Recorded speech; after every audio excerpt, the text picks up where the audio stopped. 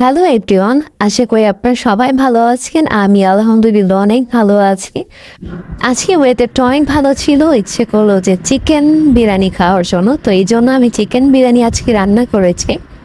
সেই রেসিপিটাই আজকে আপনাদের সাথে শেয়ার করব। যদি আমার ভিডিও আপনাদের ভালো লেগে থাকে তাহলে অবশ্যই কমেন্ট করে জানাবেন।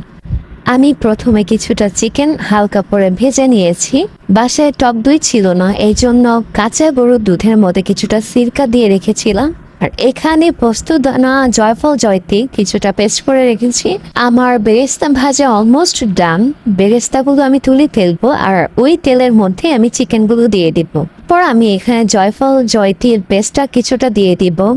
পরিমাণ মতো দুধ দিয়ে দিব। এই চিকেনটা সম্পূর্ণ দুধের ওপর রান্না করতে হবে। আমি এখানে জিরার গুঁড়ো দিব 1 চা চামচ। তারপর দিব হচ্ছে ধনিয়ার গুঁড়ো, তারপর কিছুটা তেজপাতা দিব, এলাচি দিব বেশ খানিক।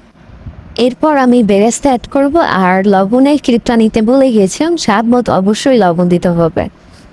এরপর আমি এটাকে নাড়াচাড়া করে নিব। আমি বলে নিই, আমার কাছে রোস্টের কোনো মশলা ছিল না। আমি পুরোটাই বাসার যত ময় মশলা ছিল এটা দিয়ে রান্না করেছি আর খেতে খুব মজা হয়েছে। মাংসটা সেদ্ধ হতে হতে দুধটা যখন অনেকটা ঘন হয়ে আসবে, আমি বেরেস্তার বাকি অংশটুকু অ্যাড করে দিব। সাথে দিয়ে দিব কাঁচামরিচ, ঝাল হওয়ার জন্য কাঁচামরিচটা আমি মাঝখান থেকে ভেঙে দিব।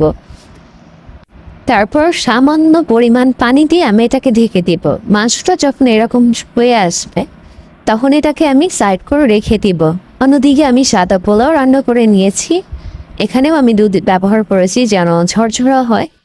আমি জানি না, বাট আমি সাদা পোলাও রান্না করার সময় কিছুটা দুধ দেই যেন আমার পোলাওটা ঝরঝরা হয়। আপনারাও বাসায় ট্রাই করে দেখতে পারেন। যদি আমার এই টিপস আপনাদের কাজে লেগে থাকে তাহলে অবশ্যই আমাকে কমেন্ট সেকশনে জানাবেন।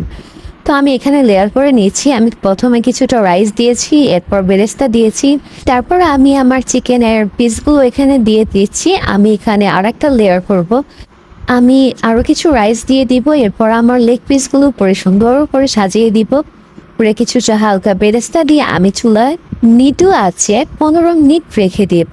তো এটা হচ্ছে আমাদের চিকেন বিরিয়ানির ফাইনাল লুক। আমি এটাকে আরও সুন্দর করে পরিবেশন করবো, সেটা আপনি পরে দেখতে পারবেন। একটা কথা আমি বলে দিই, আমি চিকেনের গ্রেভি এখানে অ্যাড করিনি। আমি যদি এখানে গ্রেভিটা অ্যাড করতাম তাহলে আমাদের রাইসটা নরম হয়ে যেত। সো এই জন্য আমি গ্রেভিটাকে আলাদা রেখেছি। সো এটা হচ্ছে আমাদের চিকেন বিরিয়ানির ফাইনাল লুক।